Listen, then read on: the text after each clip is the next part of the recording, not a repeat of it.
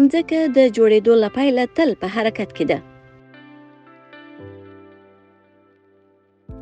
په نړۍ کې داسې هیڅ طبیعي ځواک نشته چې مځکه ناببره ودروي. خو راځئ چې یوه شېبه داسې وانګېرو چې مځکه ناڅاپه ودرېده. څه به پیښ سي؟ مځکه په هرو 23 ساعتونو 56 دقیقو او 4,953 ثانیو کې یو ځل تر خپل محوره راګرځي.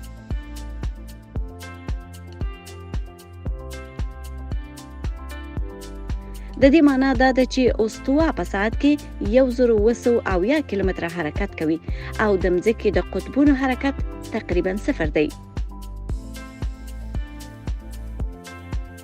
که مځکه ناببره ودرېږي، د مځکې پر مخ ټول شیان به داسې ګزار وخوري چې سرعت یې په ساعت کې 1,200 کیلومتره وي.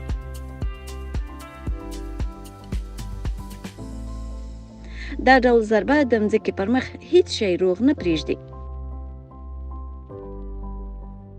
هغه شیان چې د مځکې له مخه جلا کېږي په اسانۍ اتموسفیر او بهرنۍ فضا ته غورځارېږي.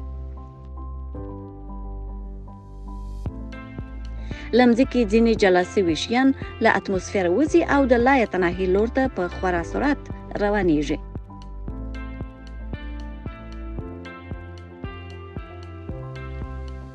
یوه بله برخه په سپوږمۍ کې جذبېږي او سپوږمۍ بمباري کوي.